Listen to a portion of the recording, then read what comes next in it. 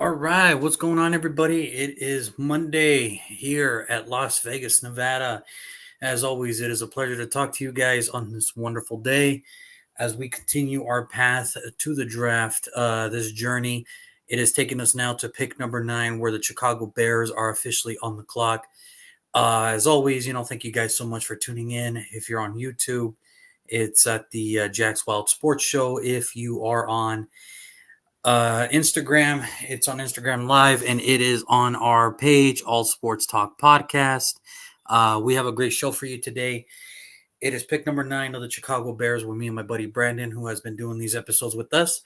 We'll be continuing to do so as far as who we think who we think they're gonna select, who we should think they should select to help their roster. And now here on Instagram, it is our good friend Brandon. What's happening, man? How are you doing today? Nice, nice. Oh man, I cannot complain, man. I can't complain. USA beat Mexico again. For the Nations League championship. Everybody got a fist fight. They won 2-0. It was great. Or as I like to say, a 2-0. It was awesome. And then you had the Otani presser today. I can tell you this much: I know people have been asking me since I am an Angel fan and that this happened to Otani. Like, what are my thoughts on this? As long as he's not wearing the Angel uniform, I'm good. This ain't my problem no more. This ain't my problem. That's a Dodger problem. That's not my problem. Did he bet? Did he not bet? Still like him as a player. It's just for me, that's a Dodger thing for me.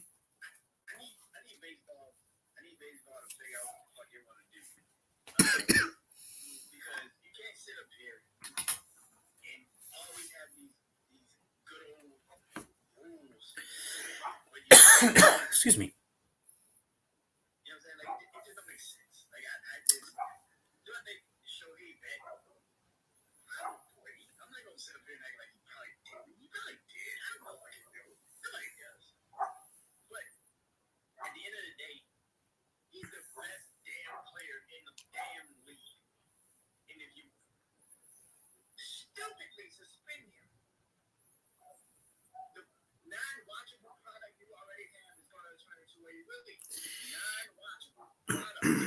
Here's my thing, though. Here's my thing. I know it's a football topic today, but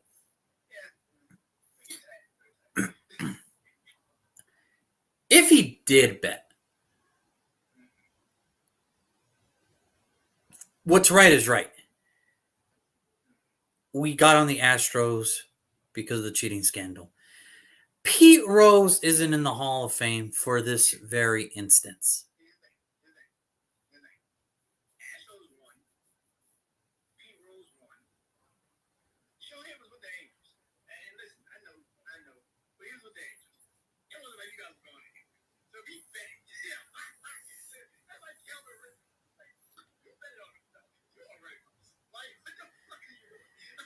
Now, if Otani betted against the Angels and he still put out those monstrous numbers, I can't be mad at that. You got to do what's good for you, right?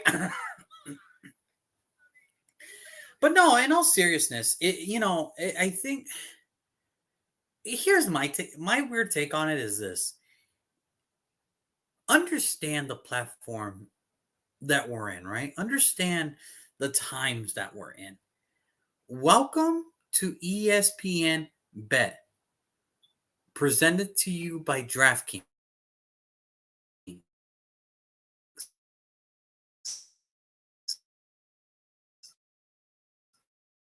Our, our top story today is thank you.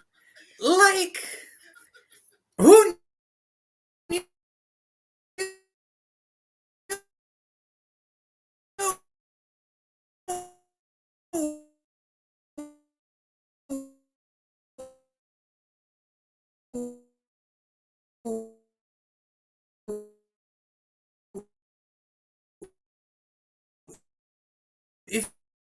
you had this type of promotion,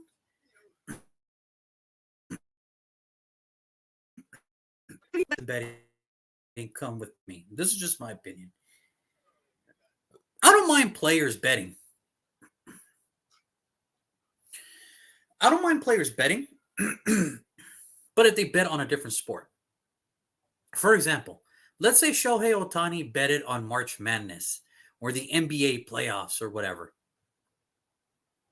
where he has no results.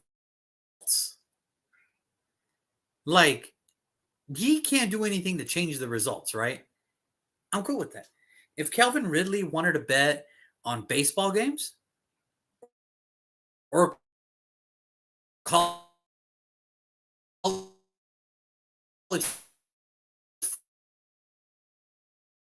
football,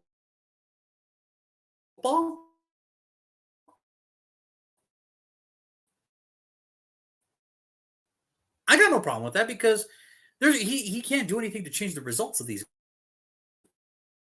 Can be responsible for the actions and the results of the game.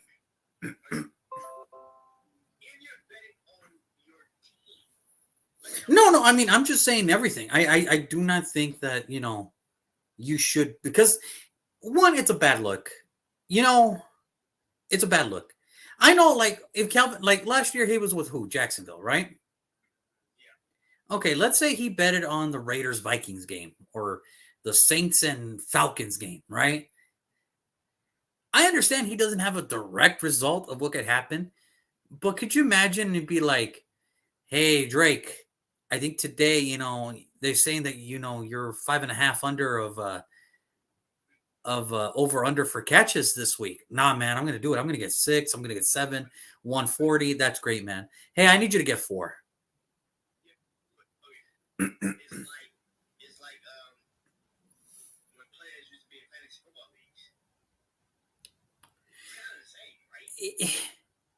But that's different. I think it's different.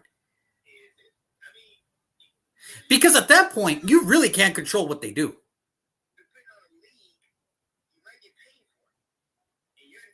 Yeah, but see, this is the thing. We're talking about a one-time, like, this is like, okay, you start week 1, you end week 17, 18, whatever. But the thing is, you can't be like, hey, I need you to have this, yours, pick this dude.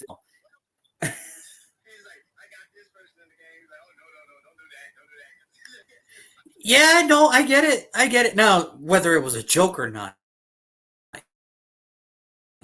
one that was really messed up because DJ Moore was really good. But me, like, this is where I don't have, like, I don't have a problem if players want to be in fantasy league. That, because you can't control, because you don't know.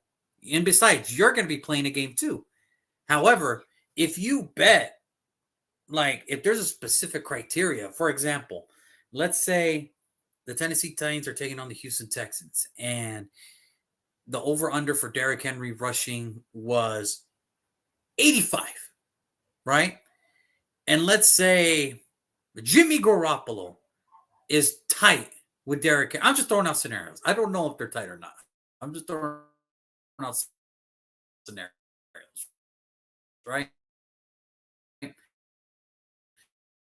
And like Derrick, and he calls him on a Thursday. Derrick, man, hey man, how you feeling? I feel good, man. I'm ready to get to this. I think we have a great game plan to get the Titans run D. We're gonna get them. I think I'm gonna have I feel good about this week. Oh, that's great, man. That's great. Hey, listen, man. They have you at 85.5 for rushing. I need you to have a respectable 75. 80 if you want to.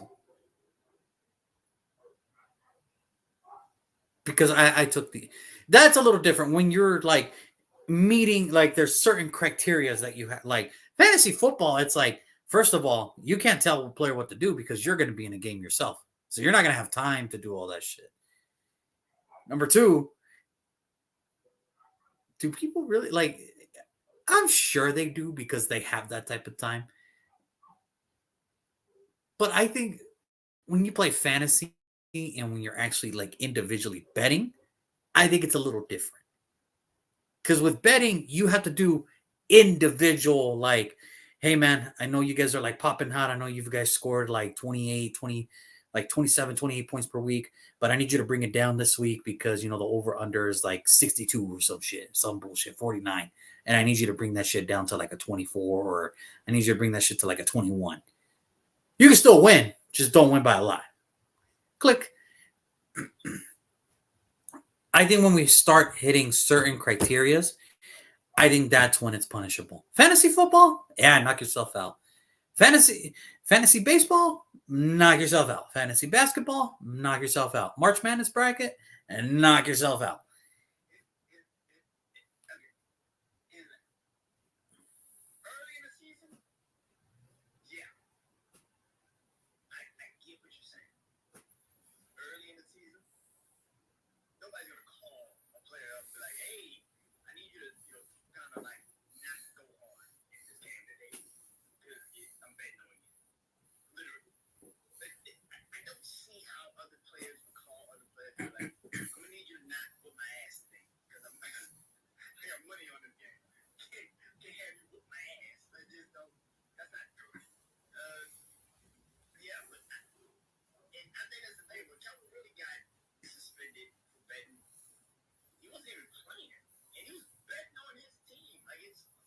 He was a fan.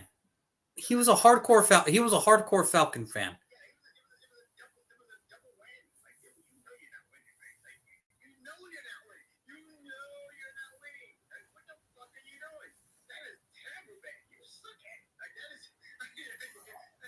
Maybe he was just a hardcore fan that thought they could turn it around. I don't know what you want to tell you, bro.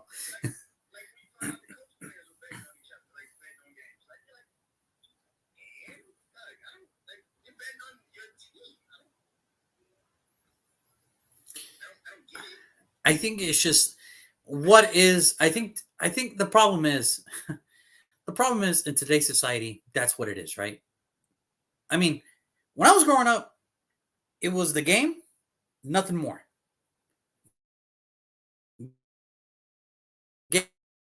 Game, player, this, that. No, I was 3.5 on the face. So you want to punish these guys for gambling, but yet you're going to endorse. So what is punishable? Like, to me, what is punishable, right? To me, this is punishable. If you're Shohei Ohtani, if you're Calvin Ridley, if you're this, and you're betting on your sports, specifically your games, that's punishable by offense. I need to see action. If you're betting on baseball itself, where, yeah, you're not playing that game and you have no results of that game, that's still punishable because you're betting on the game. You're betting on your sport. To me, that's punishable. If you're Shohei Ohtani and you're betting the fucking Bills and Chiefs playoff game, cool. Because you have no result of that. And it's not your sport. So I think there just has to be a fine line of what is punishable and what is not punishable. And I think that's going to be hard to decipher because now what we're getting from the older generation, well, Ohtani has to be suspended because the Pete Rose happened, the same thing, and he got suspended indefinitely. He can never go to the Hall of Fame. True. But how long did he deny it? Now, Ohtani's denying that he never did it. Now, I'm going to say every man is innocent until proven guilty because that's the country we live in, right? Every man is innocent until proven guilty. If Ohtani says he didn't do it, I'm going to take his word for it. But if it comes down the road that he did do it, then we know he lied too, and he needs to be punished justifiably. I'm not saying that he doesn't. I'm just saying what did he bet? is what I'm saying. If he did bet on baseball and he betted on games that he was participating in, then yes, to me, I think that's punishable and justifiable for punishment. If he betted for college football, I don't care. He's like any other person that bets at that point. I just think what is justifiable when it comes to gambling? What is justifiable? That's all I'm saying.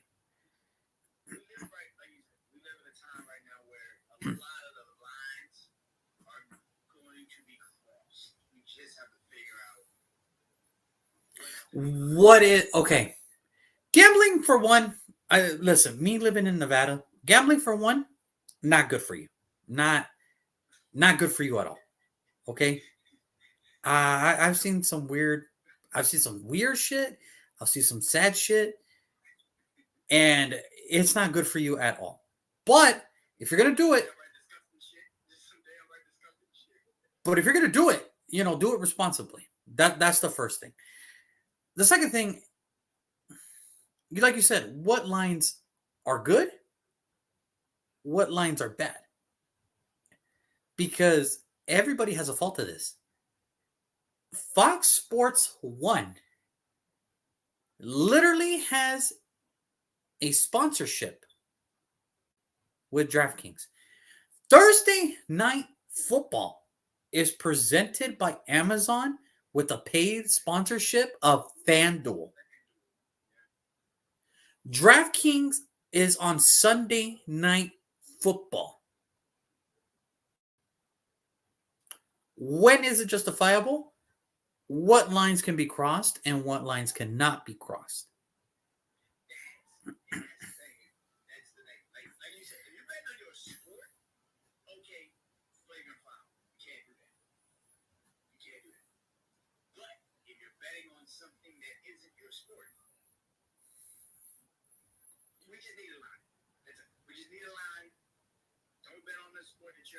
Okay, let me ask you this. Would you be upset if Mike Trout betted on hockey? Would you be upset if Calvin Ridley betted on MLS?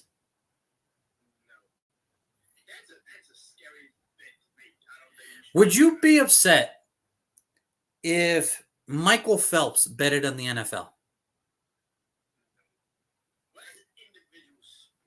Okay, but would you still be upset?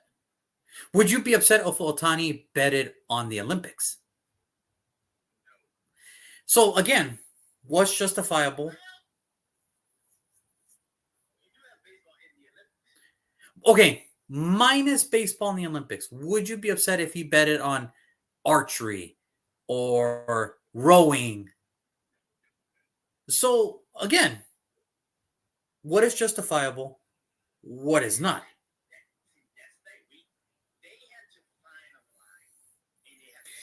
To me, I think the line is very clear. Don't bet on your own sport. Even if you're not playing, don't bet on your own sport. Now, if Ohtani wants to bet on college baseball, go ahead. Go ahead. If Calvin Ridley wants to bet on college football, go nuts.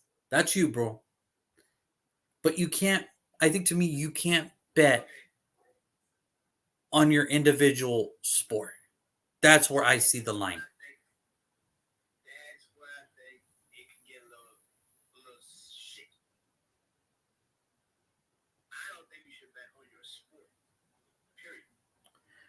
I don't have a problem if I would not have a problem if Travis Kelce betted on college football. I would not have a problem.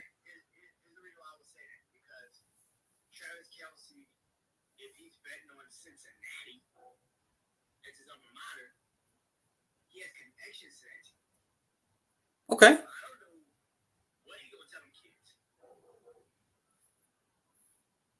But what's the point? Like what would be the fault of that? I mean, what would be the what would be the fault? Hey, you win, I'll get you an extra $200. We're living in a world now where the college kids are making NIL.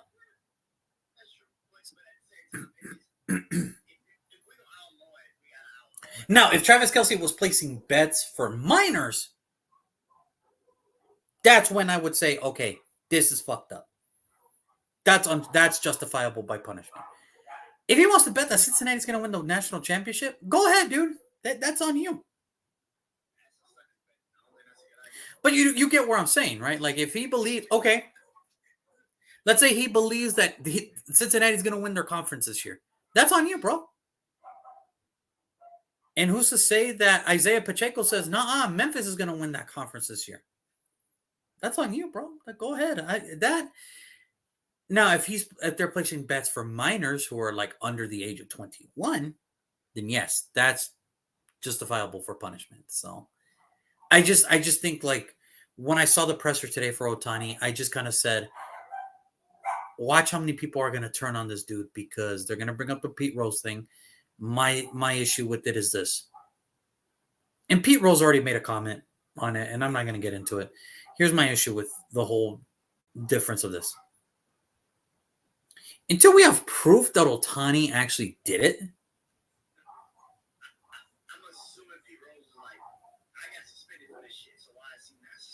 no, well, it was almost along those lines, but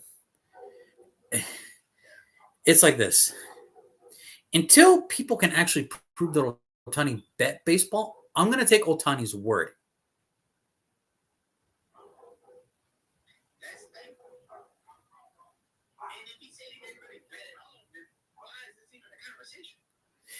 You find out, and if he did do it, prove it.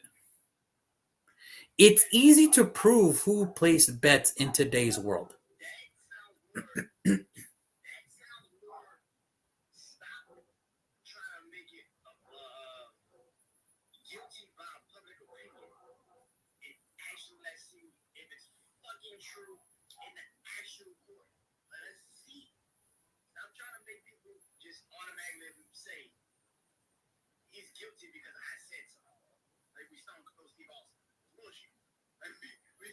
Yeah, I mean, and that's my thing about it too. That's my thing. It's if you can prove he did it, then prove it.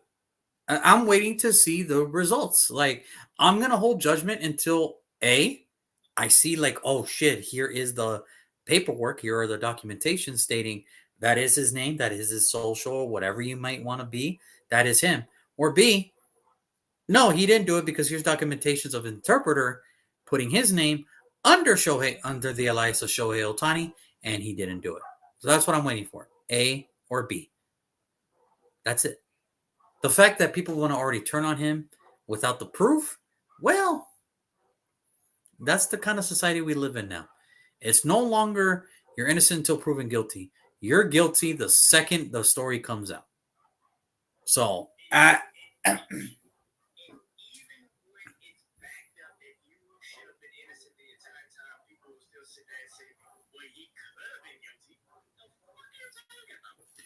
it went to court. Here are the documentations. He's innocent of this. He's fine. But until then, I'll hold my judgment because I'm going to take his word. If he says he didn't do it, okay, he didn't do it. But if it comes down the road that he did do it, then we call him a liar. So that's the way I feel about it. Yeah, then it's okay. Now it's time for justifiable punishment. Now it's time because we got the truth, we got the proof. Now what? Then that's going to be a whole nother situation. So, yeah, like I said, I know we're supposed to do the Bears today.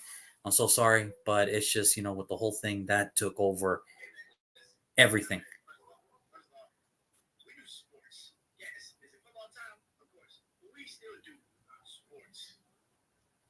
Yeah. Now I do have one thing for you though. How do you feel about the whole Draymond Green and Steve Kerr situation today?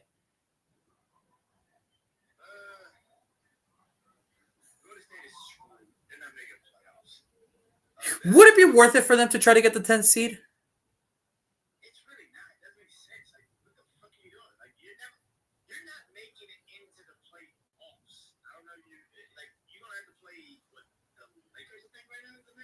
I think it would be the Lakers right now.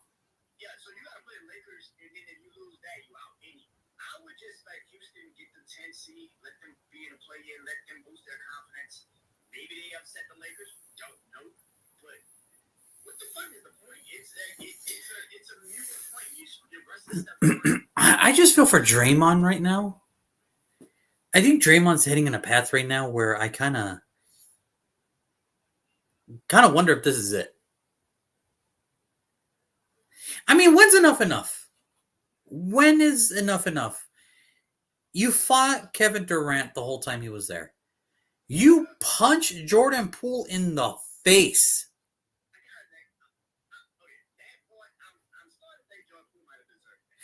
Okay, deserving or not? Really? Like, you gotta punch him in the face?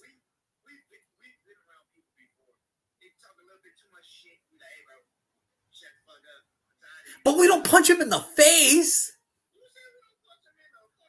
Okay, I don't punch him in the face. I don't. Like, well, that's you. Well, that's you. And then he had the whole thing with, the whole WWE chokehold style. And then today he did his best impersonation of the Undertaker trying to choke slam Steve Kerr. Like, eventually,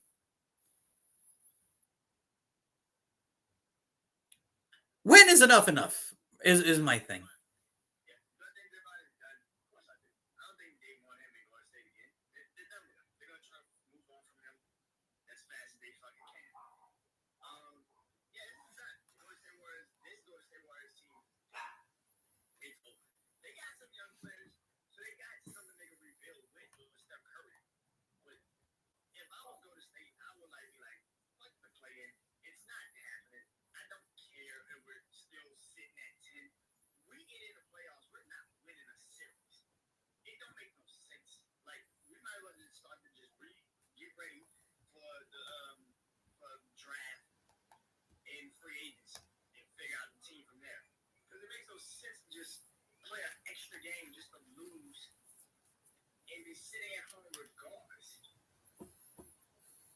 I just think it's. I'm not going to say that, you know, does he deserve to be let go? No. But I do think it is time.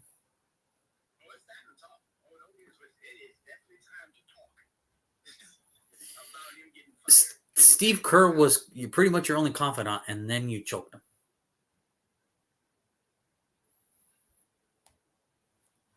Eventually, when do we say, when you look in the mirror and say, it's me?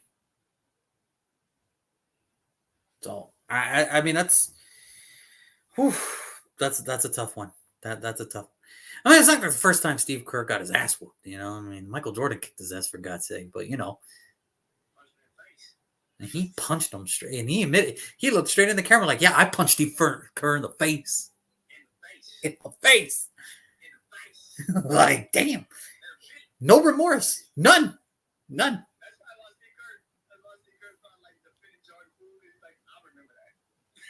Like,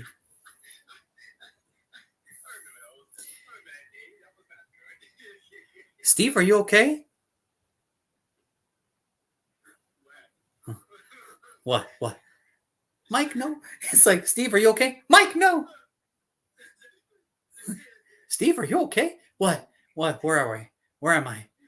Oh, man. What happened? It. What year is it? What year is it? It's 2023. Oh, thank God. Oh, thank God. Not 95, right? Not 95, right? Not 95, right? Thank God. Oh, man. I don't know. With Draymond, that in itself is a whole episode in itself. That's just something. But here we go. The Chicago Bears hold the number 9th pick in this year's draft after finishing 7th and 10, where they posted the 18th best offense and the 20th best defense. Justin Fields with 2,562 passing yards, 16 touchdowns, 9 interceptions, to go along with 657 passing or rushing yards for 4 touchdowns. And why do I bring that up? Because Justin Fields was the best thrower and the best rusher for the second year in a row for the Chicago Bears. But DJ Moore, I want to say something. I do want to say something in regards to DJ Moore. I really do. We have to stop acting like he's not a top 5 NFL wide receiver. We have to stop acting like he's not that good. He is just as good. He's just been put in shitty situations.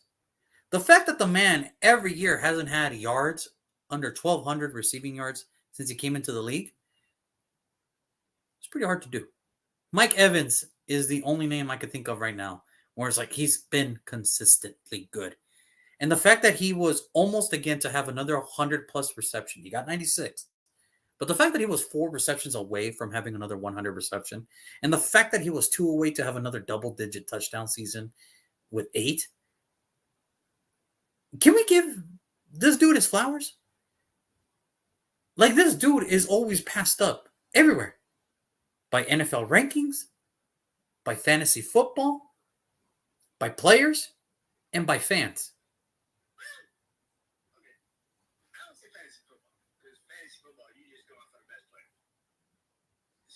And DJ Moore's not that? If DJ Moore's not there, I'm going to get DJ Moore. I know he's going to put this fucking up. Do I think he's in the top 5? No. I don't think he's top 5. Is he in the top 10? He's got to be at least top 10, right? He's top 10. Thank God. What's hard?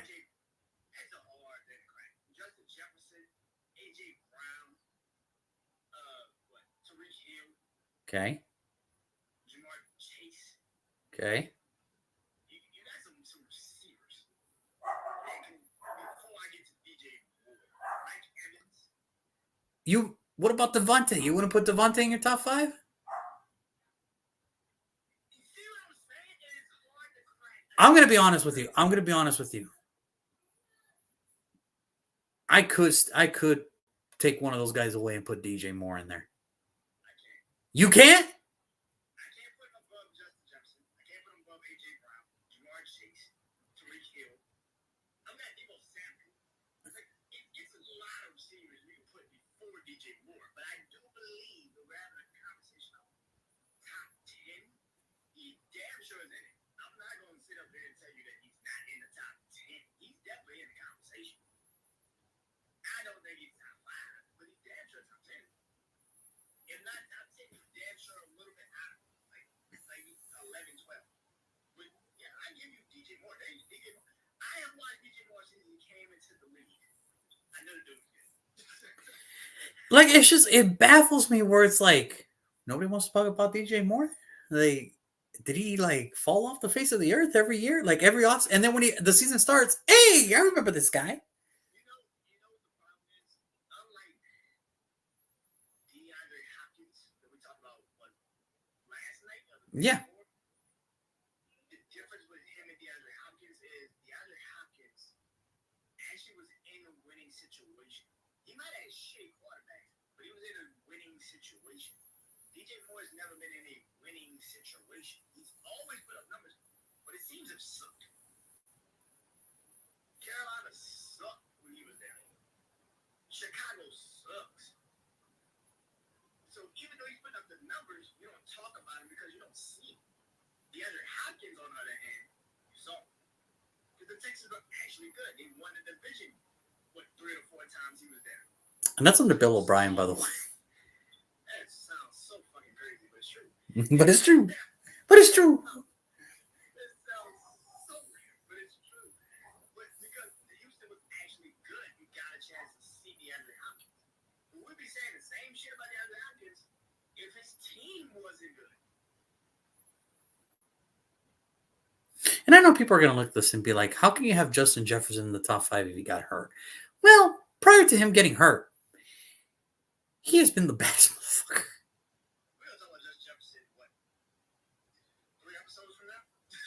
2 episodes. They're 11. 10 tomorrow. And then, yeah. Yeah. He's something, man. I'll tell you what. Now, I will say this, though, about Chicago, though. I know that their defense ranked 20th. And I know that's nothing to kind of like boast about or brag about, but I'll be honest with you. I think they are building this defense really well. Think about it. TJ Edwards, a free agent pickup from Philadelphia last year, which I'm sure Philadelphia could use the services again. Finished the season with 155 combined tackles. You see, Atlanta. That's how you do it. You have linebackers and defensive linemen get there for your safety does, or else you're in trouble. 155 tackles, 8 tackles for losses, 2.5 sacks, 3 interceptions, 7 pass deflections, 1 forced fumble, and 2 fumble recoveries. And he costs less than Tremaine Edmonds. And he doing all that. Now, not to take anything away from Tremaine Edmonds. We'll get to him in a bit. But here we go again. Montez Sweat is a living god. The fact that he led a team for half the season in sacks, goes to another team halfway through the season and leads that team in sacks with 6, finishing his total with 12.5 sacks. That's a good pickup, man. That's a hell of a pickup, bro. I can't tell you how much Chicago got better because of that.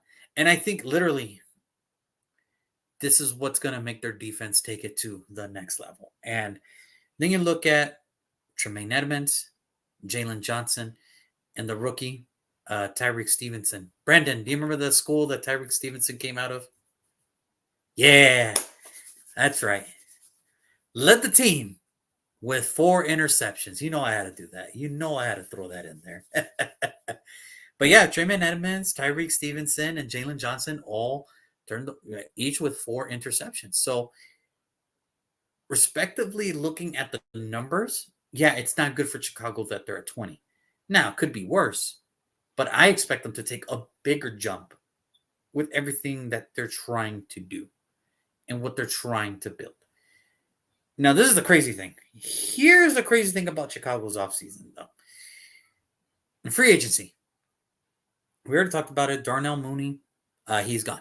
He's in Arizona now, or Atlanta. Sorry, Justin Jones. I thought that was a big loss. I know it's like when you think of Justin Jones, it's like who, but honestly, he's been a pro's pro at defensive tackle for his most career, and believe it or not, I think that's a big loss for Chicago. Then you look at free agency arrivals. What are they going to do at running back? Well, they signed DeAndre Swift. Well, the secondary still needs help at the safety position. Well, they got Kevin Byard, who I think is actually going to fit better in this system. And then they got Gerald Everett, the tight end, to pair up with Cole Kmet. Now, all this would have been fine and dandy if they would have just kept it like this. And then, sometime in the middle of the night, they traded for Keenan Allen, for a 4th rounder. You know what? I'm going to give Keenan Allen props, though. He literally said, hey, I had the best year of my life. Hell no, I'm not taking no damn pay cut. You know what? I agree. Why should you? Why should you? But that's not even the crazy part, Brandon. That's not even the crazy part about this. Sometime between then and now, they traded Justin Fields to the Pittsburgh Steelers after the fact that Pittsburgh signed Russell Wilson. They traded him to the Pittsburgh Steelers for a 6th rounder. But if he outplays it, it could turn as high into a 4th rounder. First of all, this is bullshit. If Justin Fields market's only a 6th rounder, then Zach Wilson, I think you got to go to the Meadowlands or wherever the New York Jets organization headquarters is at and just ask for your release outright because no one's trading for you, bro.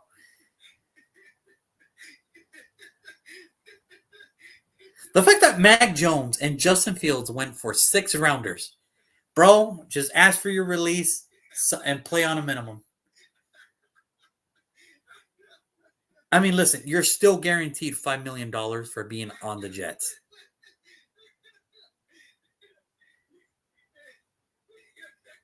But you're telling me teams that were quarterback needy couldn't give up a 6th rounder. See, that's that bullshit I be talking about, man.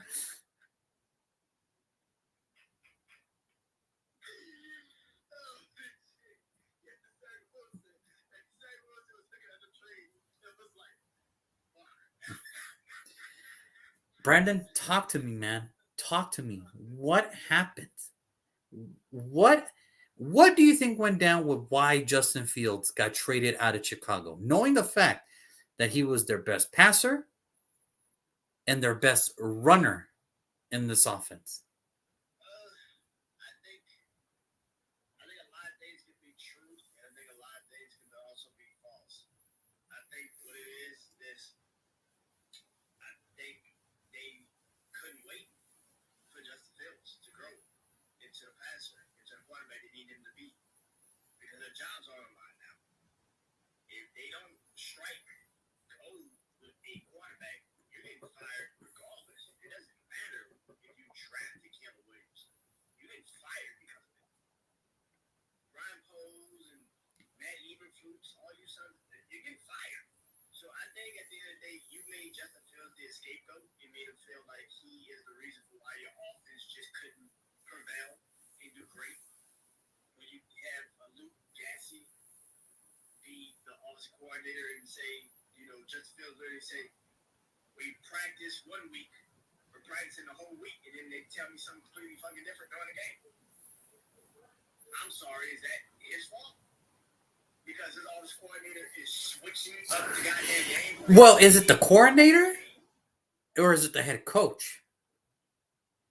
And I think this is the issue. I think this is the true issue. For me, I'm happy Justin Fields is going to go to an actual, he's going to get an actual chance to show what he can do. And for people that are saying now that Chicago, because for the last couple of days now that they've traded Justin Fields, I'm here. Chicago is ready. They have the best team. If they draft Kevin Williams, it's going to be great. I'm like, I'm sorry. Did you motherfuckers not see Seattle's offense last year? Because I did. Geno Smith regressed. I don't know what the fuck y'all was looking at. He regressed. He didn't do great. He didn't do shit. What are you talking about? Like, I'm sorry. I'm just like, you now want to jump out the window? For years, you guys have been saying Chicago don't know how to actually, use a quarterback right, and now I'm supposed to sit here and think that Caleb Williams is going to walk into the Chicago Bears and make them a winner? Fuck out of here. You've been saying they don't know how to help quarterbacks grow as an organization for the last, how long Chicago's been an organization? 150 fucking years? And they've never had a actual quarterback? And I'm not supposed to sit up here and think. Well, hold on. They've had good quarterbacks. They got okay to good quarterbacks. The best quarterback you ever had is the one that won you a championship, Jim McMahon. And you barely fucking used them because you had Walter Payton. Last time I checked, as good as DeAndre Swift is, he ain't no fucking Walter Payton. No, but to be fair, who is? He needs sweetness. I'm like, what the fuck are we doing here? Like, I don't know. Chicago, listen, this is the team that you're gonna build. This is literally the definition of you're gonna down at him. I can only imagine they did this trade for 2 reasons. One, it's not like the Russell Wilson Sean Payne marriage. I think this was one of those situations where either the head coach decided this isn't for me anymore and we got to go in a different route, or Justin Fields finally just came under the table, finally just said, I got to get the hell out of here. That's one reason. 2, I don't know what kind of leash these guys have.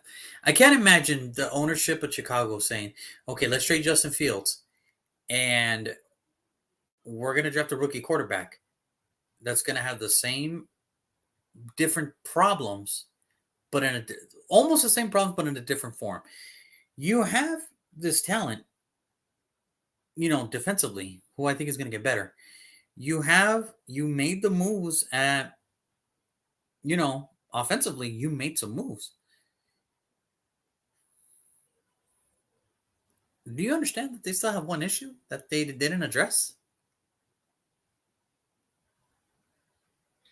According to them, they got an offensive line. Okay, I'm just saying, like, no. And here's the thing.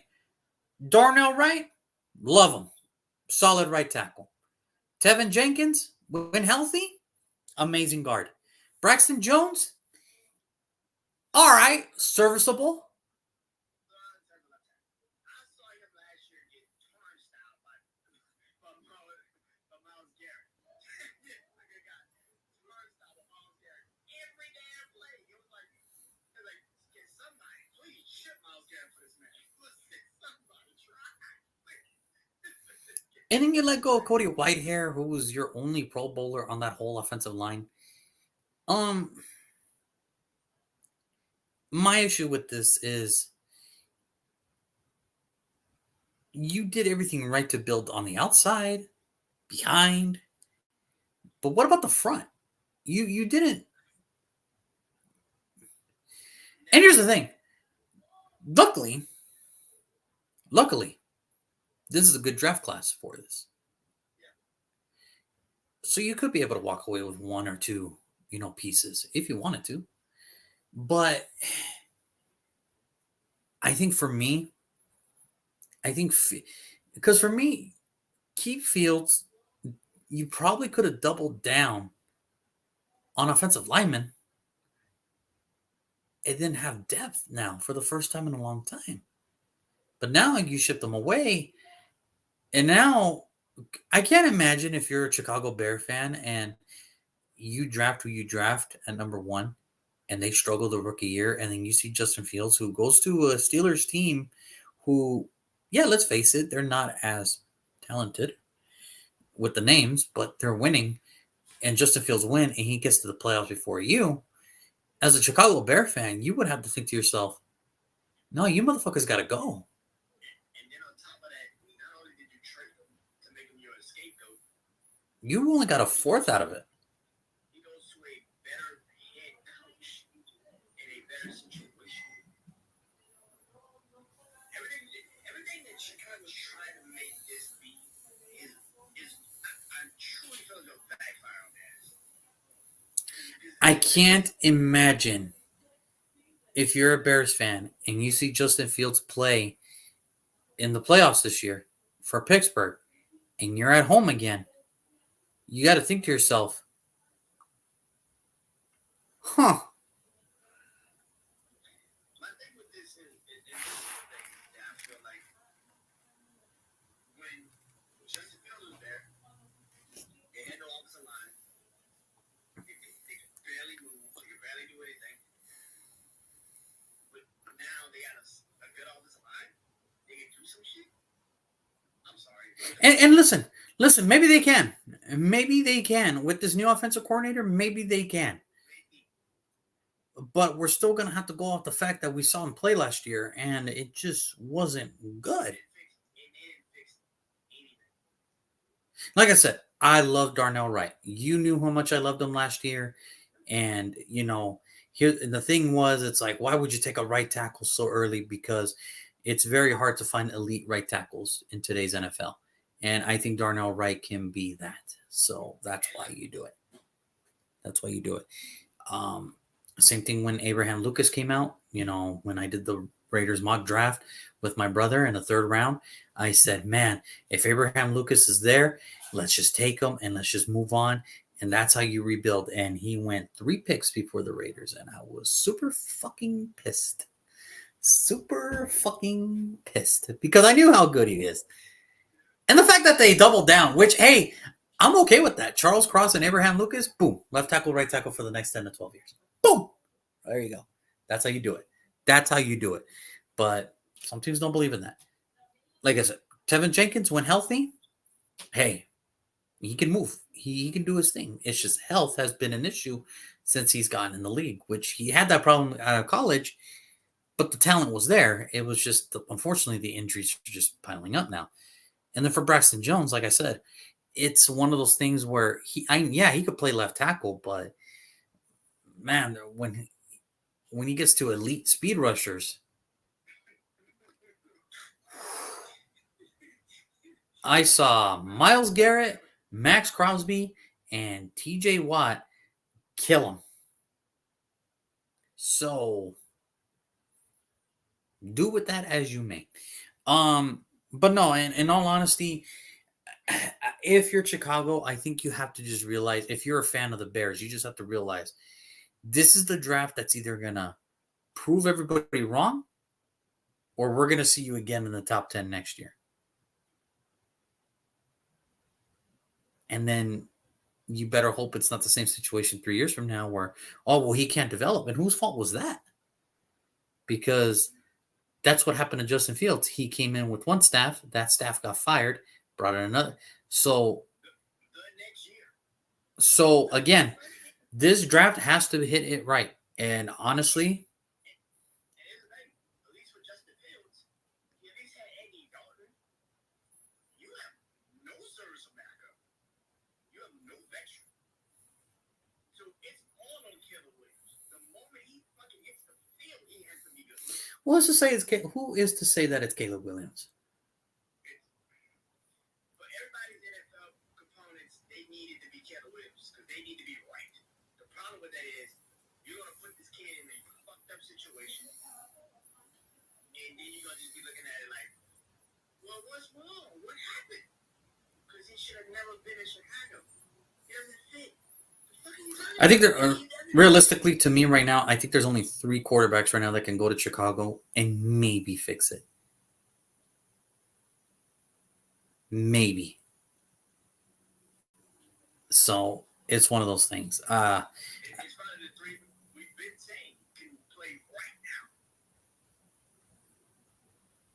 right now. Yeah, I mean, because it's the only one that can handle that type of pressure right now. So it's just, I mean, and no, it ain't JJ McCarthy for the people that are thinking. No, it's not JJ McCarthy. I am so sick of hearing that dude's name. I can't wait till he gets drafted, and then people be like, well, what happened? Why is he not so great? He was never that guy. I don't know what the fuck he was. Yes, it's like the same people that try to convince me that Jake Locklear was going to be better than Cam fucking Newton. Yes, that same guy.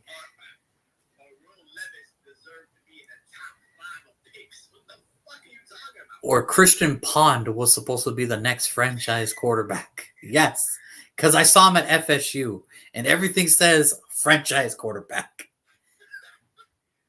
Holy shit, Christian Pond. You like that, huh? You like that, huh? That was a good. That was a good. I had to go way back for that one. Brock Osweiler was going to replace Peyton Manning. What are you talking about? Remember? Here's the thing. He's going to replace Peyton Manning. And then when that didn't work out, Houston gave him a $72 million contract. Yeah, Houston was smoking that good shit. They were just smoking that good shit. Oh my God. What was it? 4 years, 72 million, some shit like that. They saw that and was like, we need to draft. We need to take Brock Osweiler. The next draft, they're like, so So Deshaun Watson is Deshaun Watson's coming out of college, right? Ah, my God. Oh, God. So, it's just one of those things. But just to recap, Brandon, remind everybody, the good folks, who you took number 1 for Chicago when we did our first episode. took Caleb Williams with the belief that he's going to get traded. Okay. And I took Drake May because I think he's ready to handle the pressures of Chicago to be that guy. So here we go. Number 9. Brandon, who do the Chicago Bears take at number 9? All right.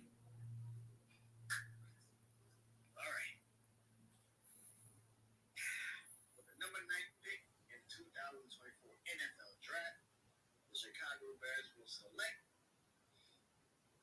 Chop Robinson, defensive end, Penn State. Yeah, I like that. Listen, Oh, I believe the first pick is going to be offense, and the second pick is going to be defense. I do not think they're going to double up on offense. They're going to be like, we give you a quarterback and check your ass up. We give the offense something, but the head coach is defense. That's what he wants. And last time I checked, he got Montez Sweat. You kind of need another pass rusher. And Chop Robinson is perfect. Like I said, that's a lot of speed coming off the edge, man. that is some scary shit to see. That is Yeah. some disturbing shit to see. You got Montez Sweat one side. He's what you think Chase Young was supposed to be. That's the paradox. He's what Chase Young is supposed to be. I don't think you want to tell that to Montez Sweat though, because it's like as long as he's got better work ethic. Better work ethic, hell yeah. But like I said yesterday about Dallas Turner, it didn't matter to me which went where. It's just like the offensive lineman. It doesn't matter who you get. You're getting something special regardless. And I think that's the thing. John Robinson fits this defense. One thing about this defense, Jalen Johnson, signing him for a couple of years, getting him down. Stevenson, like you said, from Miami, I think he's going to have a hell of I don't know if you're going to put him at nickel or you're going to use him at 2. But either way it goes, he's going to be ready. The slide of the 2. But he's going to be ready to go. You got both Edwards and Edmonds, the linebackers. Now you got Kevin Byard back there getting safety. You just need a pass rusher. You just need another pass rusher. And for me, there's nothing better than Chop Robinson. After Dallas Turner, there's nobody out there that you're like, maybe they can't from UCLA, but you want somebody that's actually used to that type of weather. So when the winter comes, you don't have to worry about them kind of like freezing up in certain weather conditions. He played at Penn State. I'm pretty sure he knows how to deal with that type of weather. Whether he's been in Illinois, he's played, the Illinois fighter line 9. He knows how to play in those situations. And going to Chicago would be immediately a moment for him. And I would be a little bit afraid about the Green Bay in Minnesota. Maybe not Detroit, because Detroit got a pretty good offensive line. But San Francisco and all them, I would be a little hesitant about playing. That is such a scary thought. The fact that Montez Sweat and Chop Robinson coming off the edges on each side. It's like, and the fact that you got TJ Edwards and Tremaine Edmonds to like, okay, well, we'll cover the middle ground. You guys just get the edges, and then we'll go from there. That's a scary fucking thought, man. That's a scary thought. And whether Chop Robinson puts his hand in the dirt or he stands up, he can do both. So it's not out of the question, He can do both. Yeah, no, it makes me want to change this pick, but I already wrote it down, and I don't want to look like a fool writing while we're live. So, but no, like I said, I do not mind that pick. I honestly, that's an A+ pick. That's an A+ pick. It's one of those things where I think Bear fans would be upset. It's like, but our offensive line, and it's like, yeah, but it's Chop Robinson, like you can't be all that mad, It's like can't be all that mad. Like, hey, I get it, your offensive line sucks, but I mean, hey, the fact that you got Chop Robinson and now you could build the defense and then just build your offensive line as it goes. Hey, that's good. That's a good pickup. I like it. I would say this. If Caleb Williams doesn't work, at least you'll have a badass defense for the next 4 years. Yeah, no shit, right? At least you got a badass way to run things. But didn't they have a badass defense with Mitchell Trubisky? They got to the playoffs. Like, come on. Yeah. That doink hurt around the world. Dunk. The poor bear. Like, oh, you mean I got to return you mean I have to return the costume? Yeah, man, you got to return the costume. Oh, dude. We believe in Eddie. We believe in Santos, and he'll be back, and we can't wait to see what he's got in training camp during free agency. We're gonna cut Caserio Santos. kicker. Like, you fucked me up, man. Oh, that's terrible. That's terrible. That's terrible. Um, no, I like the pick though. I think Chop Robinson playing opposite of Montez Sweat. That would kill. And you think 4 interceptions by a linebacker and 2 corners is scary. You just it could increase next year for all those guys. So yeah, that's crazy. To me, that's crazy. So I like the pick, man. It's probably better than mine. I'll tell you that right now. It is way better than mine. So for me, with the ninth pick in this year's NFL draft, I believe the Chicago Bears are going to double down on offense. And I have them taking offensive lineman Troy Fatuano, the offensive lineman out of Washington. I know a lot of people are going to look at this as like, well, why not the kid from Oregon State or why not the kid from Georgia? Because Troy Fatuano is the better offensive lineman out of those two.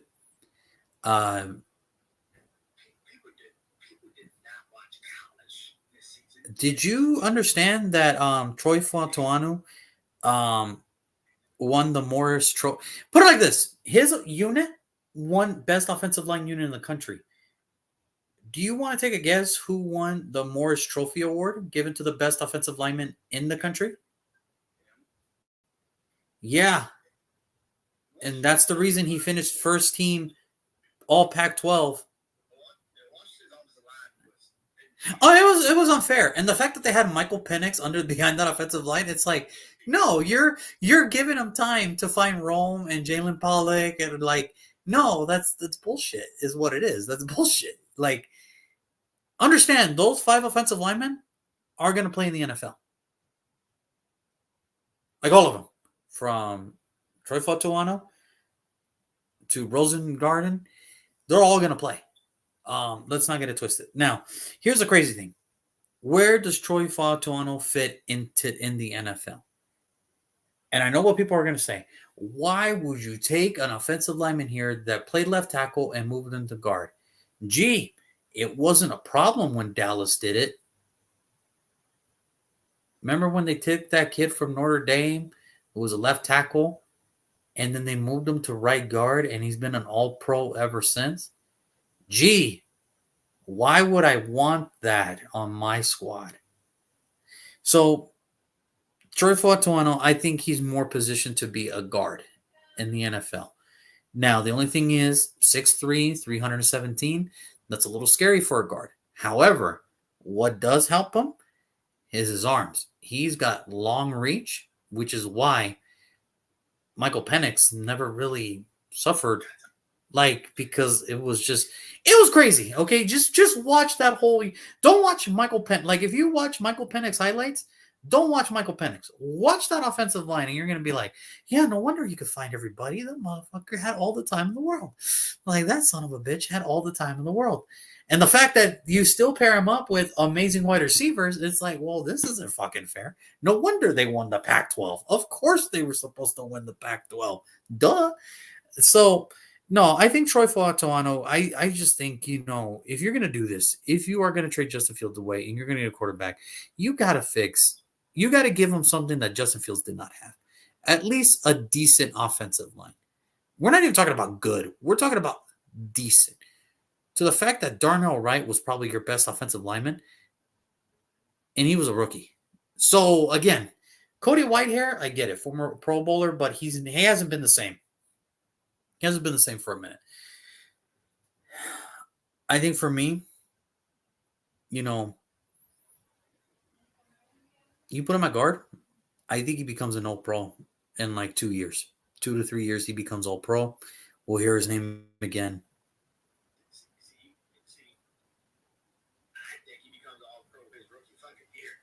He could be. I mean, because that offensive line in Chicago is terrible. Like, it can't get worse, is what I'm trying to say. And I'm assuming you're gonna have him on the same side as Darnell Wright. Yep. So pretty much what I did with the Giants, I think. Yeah. So you're gonna secure one side of the line. So whoever is the quarterback, if it's Caleb, Michael, Drake, whoever, you're going to have an offensive line. Now, push her like this. Wouldn't you want to get Michael Penix at that point to put and Darnell right at your right tackle spot, and you get Michael Penix, and it's like, oh, you do protect his blind side now. Yeah, but Chicago's stupid, and they're gonna listen to the analysts. Yeah. In the media, and they're gonna take the guy that they really don't want, but they're gonna take him because he just wants to be the number one pick. But for me, that's a good guy to pick. Like that's actually a solid pick because you think about it, like Washington had the best offensive line. Take out the Michigan game because everybody wants to talk about Michigan. And here's the thing: did Michigan even really do anything? They didn't really do nothing. Like I think people got a little bit. It was Washington's defense, which we kind of already knew was suspect as hell. They just could never get back from the A-ball. That was it. But I don't look at that team in Washington offensively and say they failed. And for some apparent reason, that game has made Michael Penix Jr. worse in people's eyes, which Yeah, Caleb Williams lost like 4 weeks in a row, 3-4 weeks in a row. Cried on national television, but he's the number one overall pick. And I even hear people say, well, in the second half of that Notre Dame game, he played the best half ever. He lost. I don't know shit. He played his best. He better he had to play the best. You know why? Because he had the shittiest performance in the first half. The first fucking half. What are you talking about? Trevor Lawrence? Like, what the fuck are you talking about? What do you mean? So I think for Chicago, I think the reason I had to go offensive line here was, don't get me wrong, I thought defense too, because I saw that depth chart and I'm like, oh, it doesn't get any better. But then I thought about it and I'm like, wait a minute though. Is it a possibility that they can get a Leonard Taylor, a Javonte Sweat, the defensive tackle from Texas? Is it possible that they can get an Edgerrin Cooper? Is it possible that they can kid from South Christian University? You know, so it's like they can come back around. I mean, you know what I mean? So it's not like all is lost if they don't get a top elite prospect on defense. It's just, for me, it's just, if you're going to really draft the quarterback, with the first pick, I think it's best you try to fix that issue that Justin Fields had, or else you're just going to have the same story, just a different name.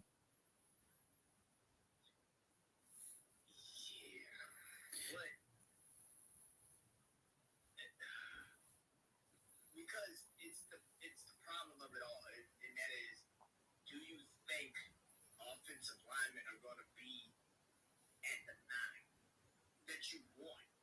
See, we are picking because we know what they may need. What you're picking at that time period at 9 is the best player available. And if you don't think, Troy is that guy, because let's say Joe Alt is going, because he's all going on your board. Let's say the tagger from Penn State, offensive lineman from Penn State is on. So now you're at 9 and you don't need a receiver. You don't need a cornerback.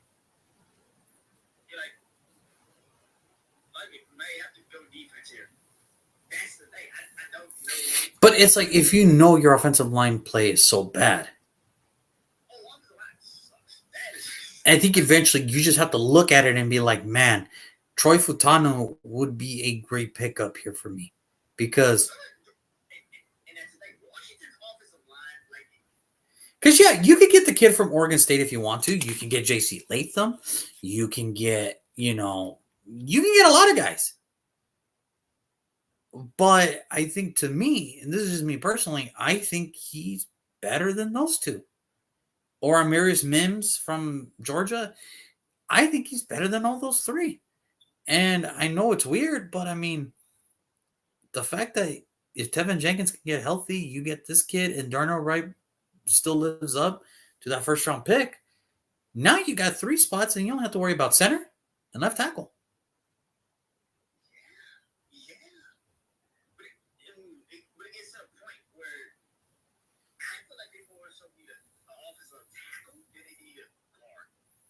But for me, it's like, do you really? I don't trust Maxwell Jones. I'm sorry. Maybe it's because I saw him last year. No, I know that, but it's like, well, what are you gonna do? You're really gonna put Mims out there? Do you really trust J.C. Latham to move from right to left? Is the kid from Oregon State a tackle, or in the same case, is he like this kid from Washington? Is he more of a guard fit? That's shit. Yeah. Yeah. I mean, listen, we don't have bad picks. They're not bad. It's just, man, that Chop Robinson one got me fucking thinking, man. Like, damn, that's good. Yeah, those are like those Dodgers off my piece, and I was like looking at the depth chart, and I'm like, offensive line is not too bad. Yeah, can they get a left tackle? Could I have put Joe Hart right there? Yeah, I could have, but I'm like, nah, they're gonna probably go defense. And I was like, okay, so what do they need defensively? They don't need cornerback. They don't need linebacker. It wouldn't be nice to get them a defensive tackle, but it's too early to get them a defensive tackle. Would it be too early for Brian Murphy at 9? I mean, he's already projected to go anywhere. I mean, at one point he was projected to go to us at 13. I mean, so what's 4 more spots? Yeah, but to me, does he fit that defense right now? No, I don't think so. And I think where Chicago might be right now, especially with that defense, we got to think Matt influence comes from what, the coach. So he's used to having pass rushing. So I thought, I was like, yeah, Chop Robinson fits this perfectly. Yeah, of course. When Montez Sweat might take a break off or take some time off, he comes in and just wrecks stuff. Or who says you can't have them on the field together at the same time? I mean, I would hope not. If you got to play them, I would hope not. And I was like, why do that to us? Like, Could you imagine? All right, guys. Well, we have to stop. We have to stop Montez Sweat. Well, who's behind him? Chop Robinson. Okay, who's ready to die? That's what they come in. For those about to die, so we salute you. We salute you. Hut, hut, hike. Like, hut, hut, hike. Yeah, I got a clean pocket. Ah, shit. Like, ah, shit. Yeah, I got a clean pocket. Ah, no. No, all you hear is, oh my God. Oh my God. Yeah, I just. You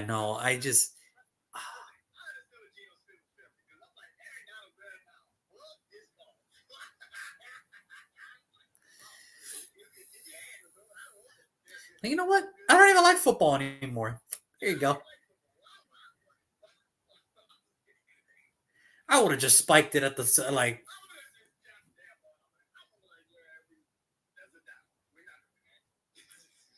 Yeah, that's too much. That's too crazy. But no, I will say this: it's one of those situations where I think for Chicago, I think to me you have to double up on offense because now that you have you've had a running back, but now that you made a commitment to get DeAndre Swift, you might want to get an offensive line. So it's just a theory. It's just my thought, but that's just how it is. So, all right. So just to recap, we have at number 9, Brandon has Chop Robinson, the athletic pass rusher from Penn State. Man, that's the second Penn State guy in like what, 2 days? Almost 3 days? Damn near, yeah. Yeah, 7, 8, yeah, 2 out of 3 days. That's a crazy. And then I have Troy Futanu, the offensive lineman from Washington. So you guys let me know what you guys would rather do. Would you rather go Chop Robinson or Troy Futanu, or would you go another route? What would you do? Would you actually triple down on wide receiver and stick with the board? Rome Odunze? By the way, I still have him.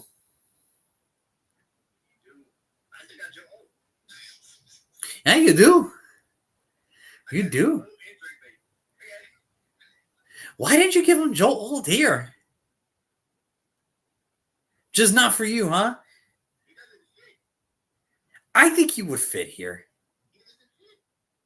I think you would have. I don't think he fit. I don't think he. The reason why is because I can understand you like maybe got rid of Bryson Jones too.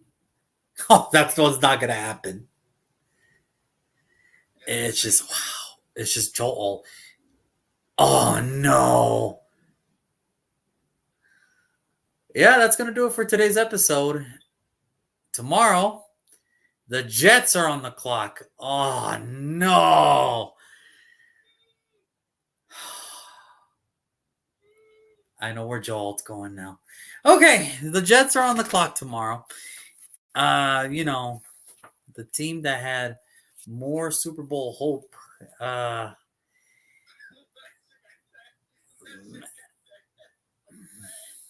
shit got dead in the first 14 seconds. That shit got dead. I have never heard a stadium full of like 65,000 people cheering. And the second when one man went down, all you heard was this.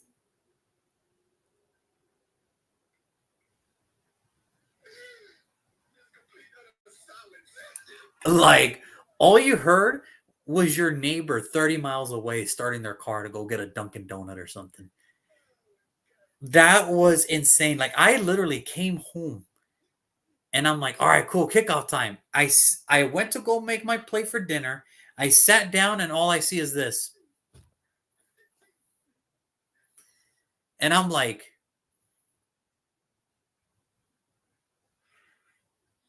that it? That's it? That was the Aaron Rodgers experience last year. Just 4 plays. No, 3 plays. Three. Yeah. 2 runs and 1. And and I knew something was bad because all he did was, yo, Aaron, you coming back in? And the fear, the shudder fear that Zach Wilson was doing this, warming up, and the fact that Greeny still had the gall the following night after beating the Bills. You know what? I think we did everything right this offseason. I still think we're going to the Super Bowl. Man, those shit was done. That shit was done. And then week 14 happened. It was like the whole game was just punts. The entire game was just punts. I've never seen a game where it's just punts. It was just punts. And I was like, this is for real. This shit was a whole punt century. It was punts all fucking day. Oh, that's what beautiful. It's Oh, so the Jets are on tomorrow.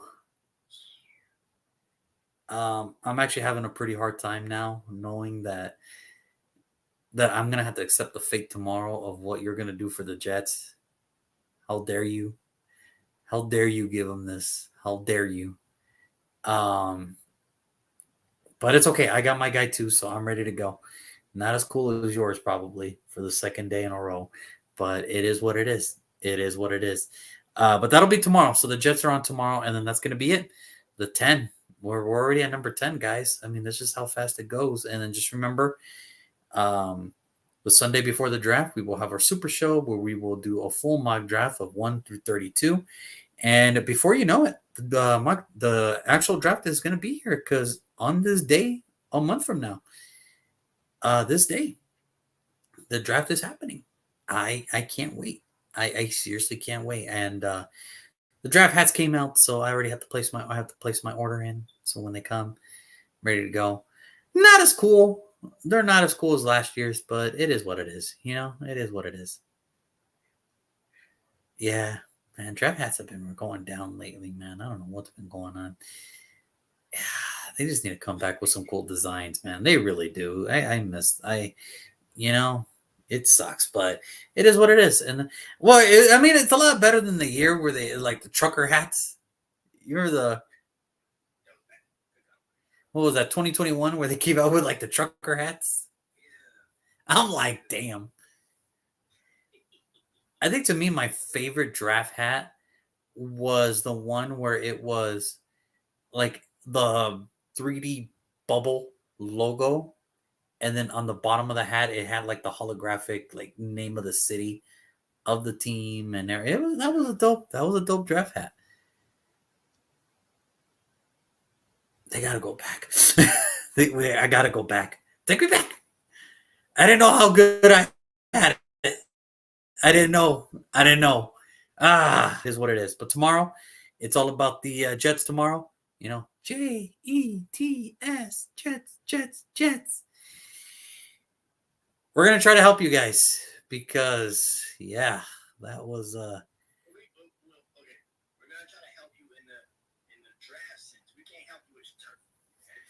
the turf. That's on your owner. You got to take it up to Woody Johnson. That's not up to me. You got to take it up to Woody. But the players, the draft part, we can totally help you with that. Yeah, the field conditions, no say. I have no say. So, but Brandon, as always, man, it's awesome talking to you, man. You have a wonderful night. I will see you tomorrow. And everybody that tuned in today, please have a wonderful night. Enjoy your night. We will see you guys tomorrow. Peace.